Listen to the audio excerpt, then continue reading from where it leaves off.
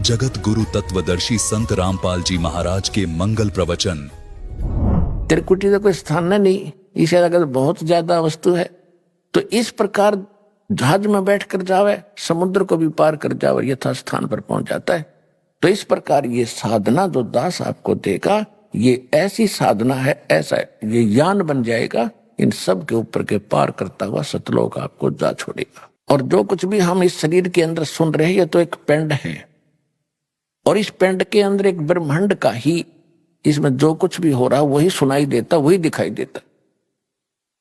जो इसके अंदर हमें धुन सुनती है, जैसे विशेषकर राधा स्वामी वाले तो इसी पर जोर दे रखा है कि अंदर कान दाब करके देखो, देखो अंदर घंटियां बज रही हैं, इसमें मुरली की आवाज आती है, बांसुरी की आती है, वो सुनते हैं, नगाड़े बज रहे हैं, बादल की गर्जना सुन रही है। ये तो इस एक ब्रह्मांड काल का ही साजबाज है। ये इससे बाहर है, वो ऊपर सतलोक से वो अलग आती है वो धुन, और केवल उसी को सुनेगी वो धुन जो सतनाम और सार नाम का जाप करेगा। बाकी अन्य को जो सुनती है वो इस काल की सुनती है। इस शरीर के अंदर जो भी सुन रही काल की ही सुन रही है, और वो परमात्मा की धुन इनसे हटकर होगी। लेकिन उस धुन के सुनने से कोई प्रयोजन सिद्ध नहीं होगा आपका। आपका सिद्ध होगा मंत्र जाप करके, जो दास कहे ऐसे करते रहो। यहां से आप स्वयं नहीं जा सकते। इस भक्ति की कमाई जब आपकी हो जाएगी तभी आपको यहां से ले जाया जाएगा।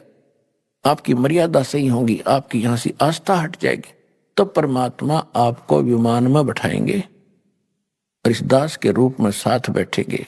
हजारों हजारों की संख्या में इकट्ठे जाओगे, यहां से हजारों की संख्या में वो दिन आएगा। और ऐसे जाओगे जैसे कहीं घूमने फिरने जा रहे हैं, गुरु जी साथ हैं, सत्संग करने जा रहे होंगे, वहां सतलोक में जाकर पता लगा तुमने कि हम तो यहां आगे, भाई नीचे ये कवर पड़ा रहेगा। ये कवर जो आज हमने कितना प्यारा लगता है, वैसे तो ये बहुमूल्य है, क्योंकि मनुष्य जीवन आसानी से नहीं मिलता। लेकिन मनुष्य जीवन प्राप्त करके भक्ति नहीं की तो क्या प्राप्त हुआ? ऐसा पशु का, ऐसा मनुष्य का। तो इस मनुष्य शरीर को तो ऐसा समझना, भक्ति करने के बाद इससे हमारा प्रयोजन पूरा हो गया। जैसे अंडे में बच्चा बनता है, और बच्चा बनने के बाद बच्चा उड़ जाता है और कवर पड़ा रहता है। तो मूल वस्तु जो बनानी थी वो बच्चा बनना था उस अंडे में, उस अंडे बिना बन नहीं सके था, अंडे के कवर बिना। तो ये तो एक अंडे का कवर है जो अपना है। इसके अंदर ओरिजिनल इस ताकत से, भक्ति से, जैसे अंडे को मादा पक्षी ऊपर बैठकर उसको ऐसी हीट देती है, अपनी ताकत देती है, जिससे वो बच्चा बन जाता है। और बच्चा बनने के बाद वो फूट जाता है और वह उड़ जाता है, कवर पड़ा रहेगा। तो ये दास समझो, माता समझो, और आप इस शरीर रूपी कवर में बच्चे समझो। इसमें ऐसी भक्ति, ऐसा ज्ञान, ऐसी शक्ति दे देकर आपकी भक्ति इतनी चार्ज हो जाएगी, सूक्ष्म शरीर के अंदर चलते समय ये ऊपर का कवर अंडे का पड़ा रहेगा, और वो असली वस्तु सतलोक पहुंच जाएगी, जो इसका प्रयोजन था।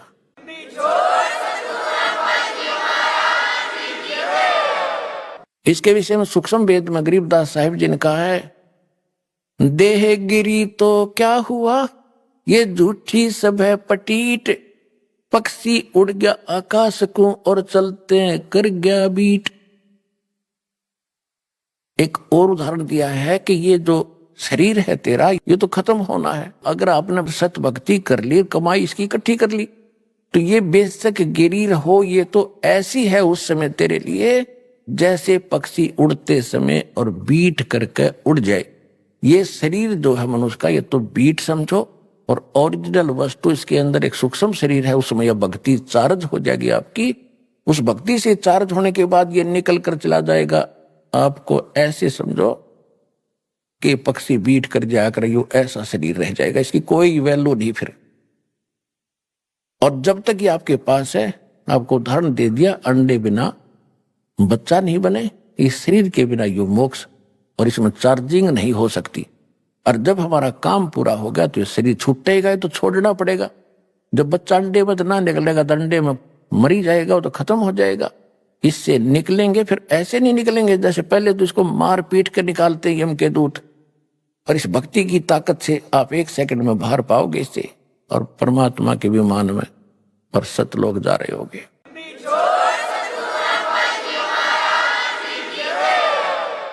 तो ये इतनी ताकत देगा आपको ये सतनाम।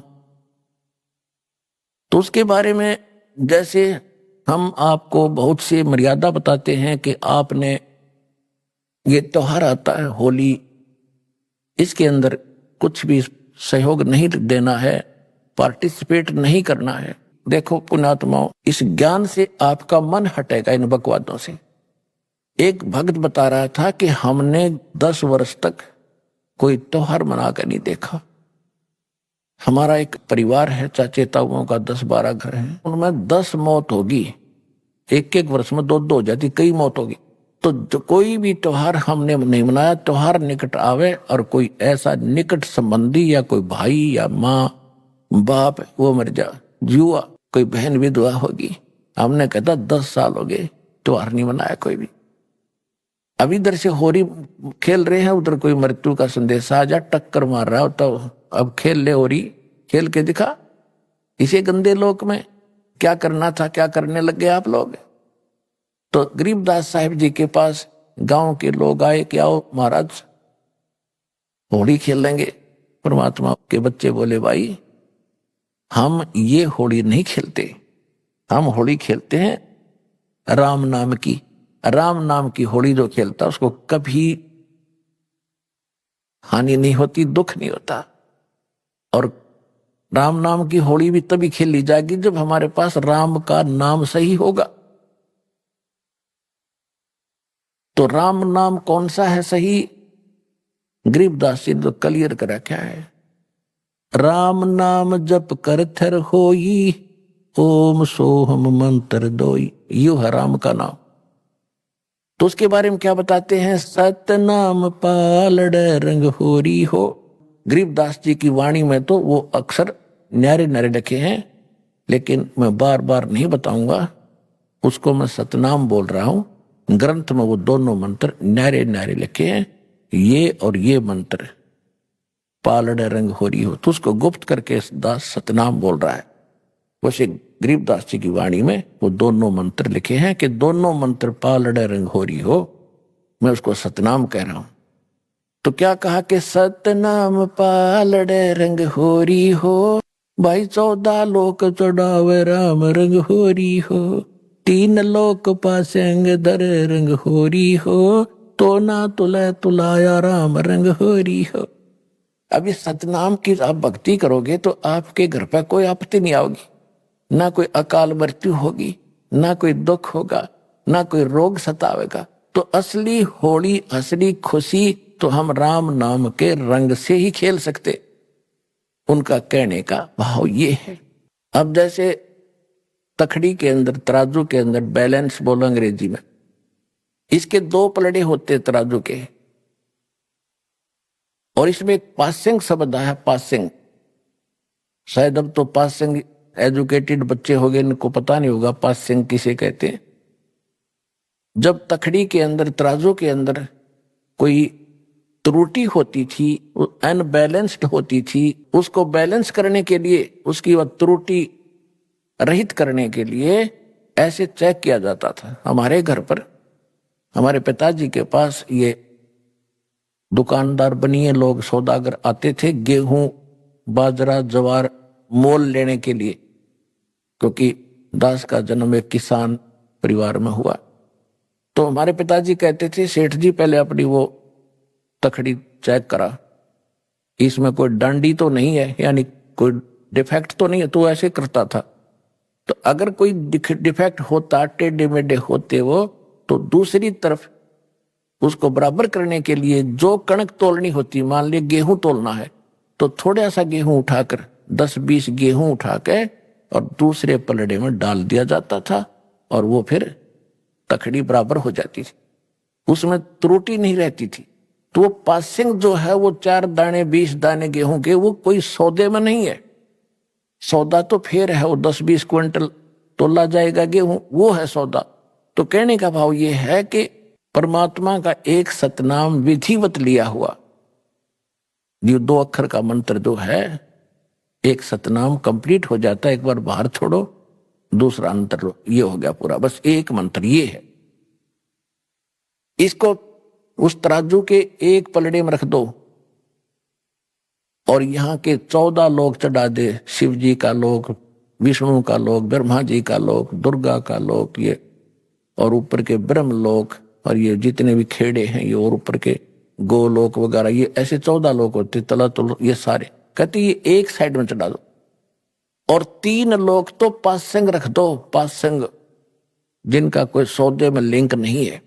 वो कौन कौन से 3 लोक? या पृथ्वी, स्वर्ग और पाताल लोक। अब पुण्यात्माओं, क्योंकि आपको ना तो कोई ज्ञान देने वाला मिला अपने को, और ना ही हमें सिद्धात्म मार्ग का ज्ञान है। जब आप इस ज्ञान से परिचित हो जाओगे तो ये छोटी मोटी जो आप कोई कोठी बंगले, कोई 150 एकड़ जमीन लेकर के अपने आप को धन्य मान बैठे हो, यो अंधेरा हटेगा आपका। अब कोई एमएलए बन जाता है, कोई सरपंच बन जाता है, बस पूछो मत, न फूला नहीं समाता, सरपंच बन गया, चेयरमैन बन जाता है, एमएलए बन जाता है, एक मंत्री, मुख्यमंत्री बन जाता छोटे से स्टेट का, तो उसकी खुशी का कोई ठिकाना नहीं होता। ये बच्चों के खिलौने लगेंगे आपको, जैसे बच्चे अनजान खेल रहे हो गुड़िया के साथ। और परमात्मा क्या बताते हैं कि जो धन, जो वस्तु, जो कमाई आप कर रहे हो, वो कितनी कीमत आपके पास इकट्ठी हो रही है। कबीर साहब कहते हैं, कबीर सब जग निर्धना, धनवंता ना कोय, धनवंता सो जानियो, जिस पे राम नाम धन होए होए। परमात्मा कहते सारा संसार निर्धन है, चाहे सारी पृथ्वी का शासक हो और चाहे इंद्र की गद्दी प्राप्त हो, देवताओं का भी राजा हो, मृत्यु के उपरांत उसके पास कुछ नहीं होगा, और आपके पास इतना धन होगा कि आपके लिए ये 3 लोक भी पासिंग होंगे, यूजलेस, पूरी पृथ्वी भी यूजलेस आपके लिए। आपको ऐसा स्थान, ऐसा धन, ऐसी वस्तु वहां मिलेगी जाकर के। अब क्या बताते हैं, कोई मंत्री बन जाता है, प्रधानमंत्री बन जाता है, सब समझता मैंने अपने जीवन को सफल कर दिया। और जब वो अध्यात्म ज्ञान से परिचित हो गए, और आप तो हो ही लिए, तब आपको पता चलेगा इसने तो अपना जीवन नाश कर लिया, खाक सफल कर लिया मनुष्य जीवन को। मनुष्य जीवन का काम तो शुरुआत भी नहीं की। कोई पूर्व में कोई अच्छा नेता था, कोई अच्छा कोई संत महात्मा था, और उसका क्या करते हैं, मरने के उपरांत उसका स्टैच्यू बनाते, मूर्ति, उसकी स्थापना कर देते, एक ऊपर छतरी ही बना देते, और वो कहीं गधा बना होगा बिना भक्ति करके, और वहां उसके 1 साल में माला डाल रहे, उसकी बड़े गुणगान कर रहे, तो खाक गुणगान है ये।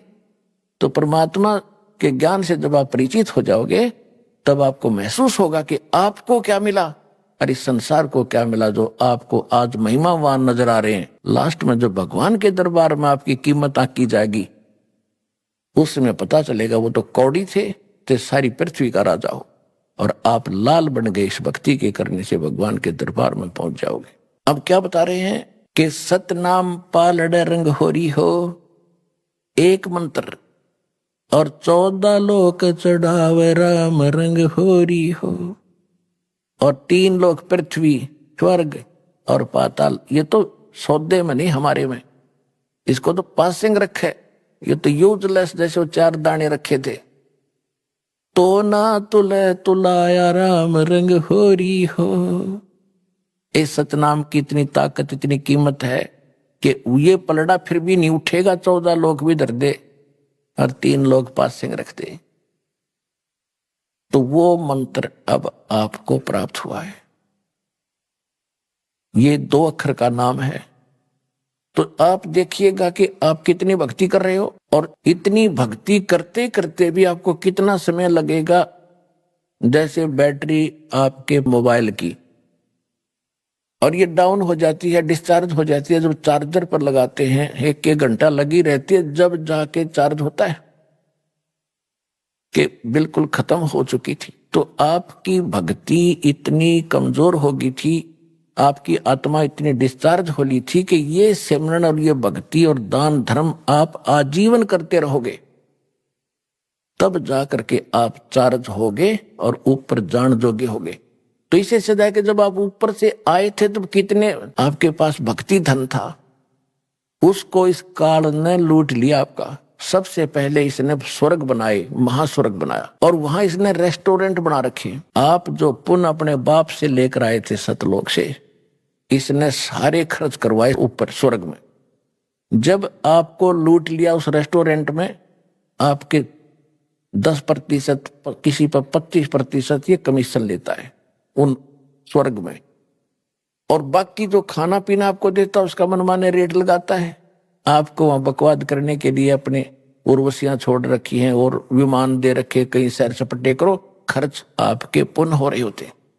जब आप वहां कति कंडम हो जाते हो, खाली हो जाते हो, तब आपको पृथ्वी पर पटक देता है। फिर परमात्मा ने विधान दे रखा है, इसने जो इनकम्प्लीट आपको दे रखा है वेद, शास्त्र अनुकूल साधना करोगे तो फिर चार्ज हो जाओगे। श्रीमद् भगवत गीता अध्याय नंबर 16 के श्लोक नंबर 23 और 24 में स्पष्ट है कि शास्त्र विधि को त्याग कर तो मनमानी पूजा करते हैं, मनमाना आचरण करते हैं, मनमाने नाम जाप करते हैं, उनको न तो सुख होता है, न उनकी गति होती है, न कोई सिद्धि प्राप्त होती, यूजलेस। फिर स्पष्ट ये भी किया कि अर्जुन, इससे तेरे लिए कर्तव्य और अकर्तव्य की अवस्था में कौन सी साधना करनी चाहिए, कौन सी ना करनी चाहिए, उसके लिए ग्रंथ ही प्रमाण है। सदग्रंथों को छोड़कर किसी और साधना को मत करना। तो शास्त्र विधि को त्याग कर जो मनमाना आचरण करते हैं उनको कोई लाभ नहीं होना। तो इसी प्रकार जो अन्य साधना लोग करते हैं उनसे तो कोई लाभ होना ही नहीं था, और शास्त्र अनुकूल साधना आपको अप्राप्त हुई है, इससे आपका मोक्ष होगा। सबसे पहले वेद उत्तम माने गए थे, और वेदों में केवल ओम नाम है, महिमा पूरे परमात्मा की है। और कबीर साहब ने बताया था कि वेद मेरा भेद है, मैं ना वेदन के माही, और जौन वेद से मैं मिलूं, ये वेद जानते नहीं। चारों वेद परमात्मा ने कहा था कि मेरी महिमा का ही गुणगान करते हैं, लेकिन इन वेदों में जो चार तुम्हारे पास कांट छांट करके प्राप्त हैं, इनमें मेरे पाने की वो कंप्लीट कोर्स नहीं है, वो ओम तत्सत मंत्र नहीं है इसमें,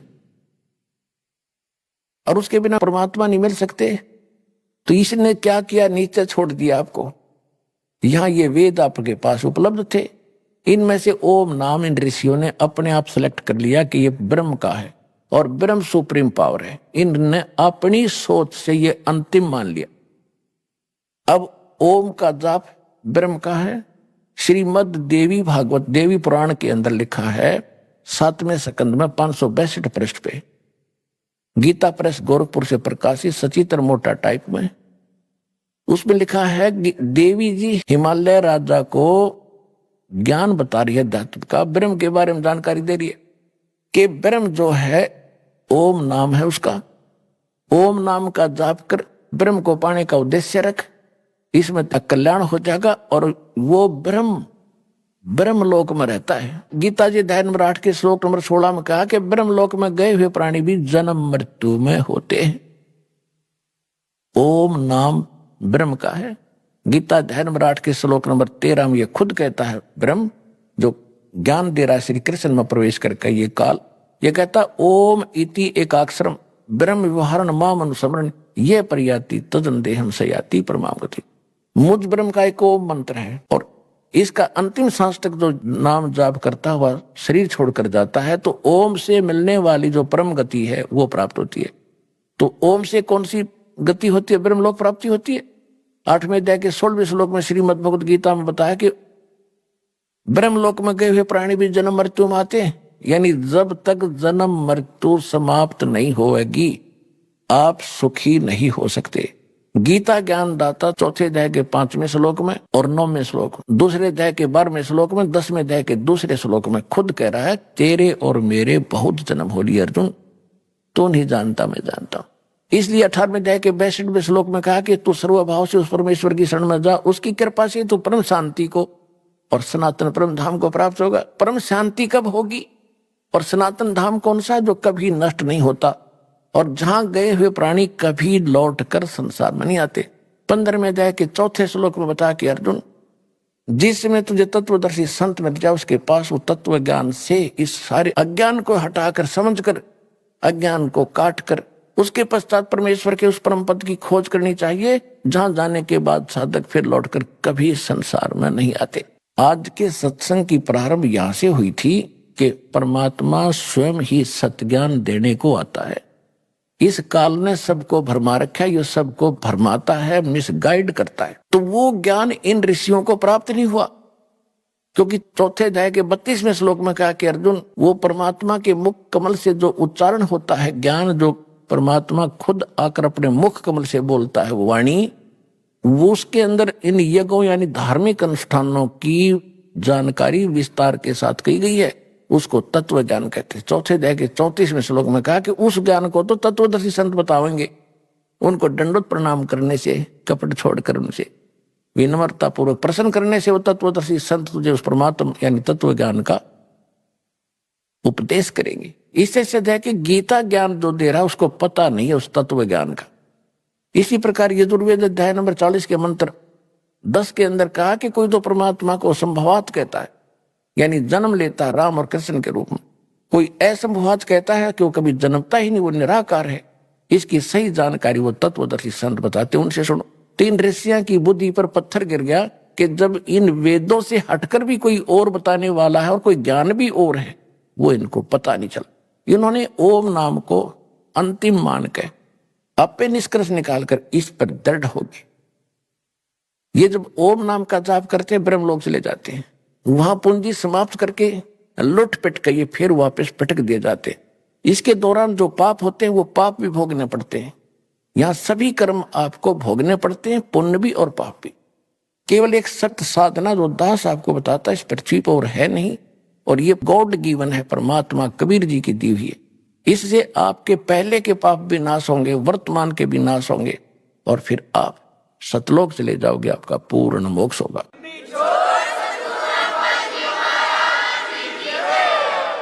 तो ये क्या करता रहा अभी तक? इसने सबसे पहले आपको ऊपर रखा, वह आपकी सारी पुण्य जो वहां से लाए थे वो सारे लूट लिए, फिर आपको पटका पृथ्वी पर। फिर भी आपके कुछ पुण्य शेष थे तो सतयुग बनाना पड़ा भगवान ने आपके लिए, कि जैसे कर्म आप लेकर उतरे हो उसकी व्यवस्था यहां अवश्य करेगा। अब एक बार देख लेना, आप सारे सत भक्ति पर लगोगे, जो विश्व लग जाएगा। ऐसा वातावरण चेंज होगा इस पृथ्वी का, जगह जगह फलदार वृक्ष होंगे, भटकते फिरते हैं पेट के लिए, आप घर बैठे आपको वो सुख देगा, याद रखोगे।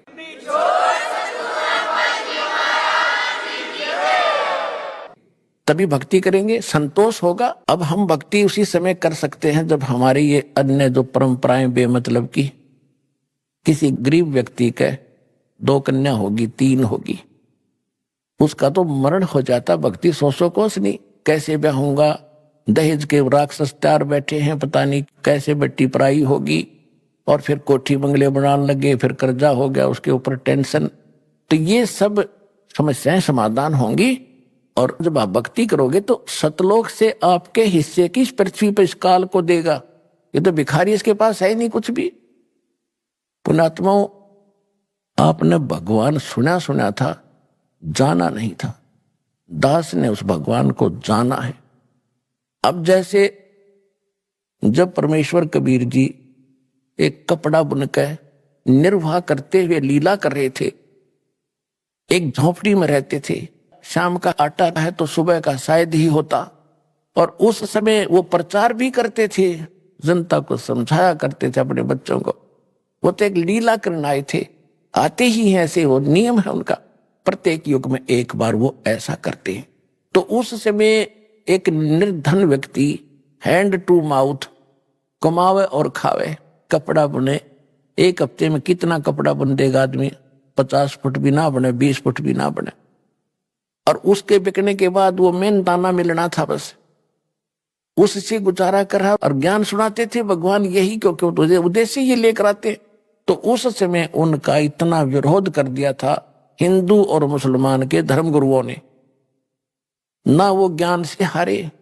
परमात्मा कबीर जी, उनके पास कख था ही नहीं, परमात्मा के ज्ञान के सामने वो टिक नहीं पाए, ऐसा सॉलिड परमात्मा का ऐसा ज्ञान था। और ना मारने से मरे, तब उन्होंने एक ऐसी युक्ति लगाई, घटिया षड्यंत्र था कि कबीर एक निर्धन व्यक्ति है, इसके नाम से झूठी चिट्ठियां डाल दो।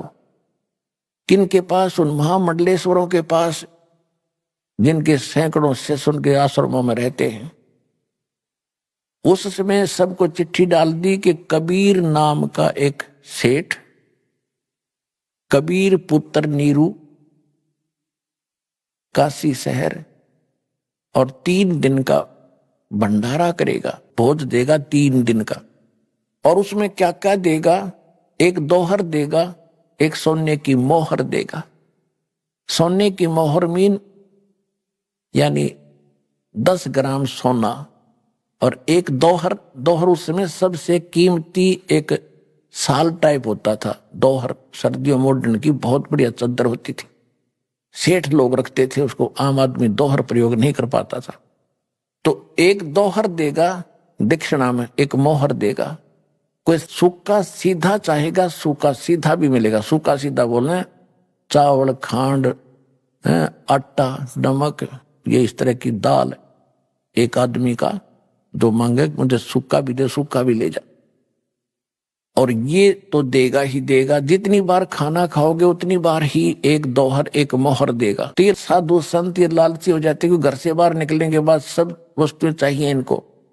और जब उन ऋषि, उन मंडलेश्वरों को पता चला कि ऐसा दाव लगेगा, तो उन्होंने लूले लंगड़े सारे चेले ले लिए साथ में।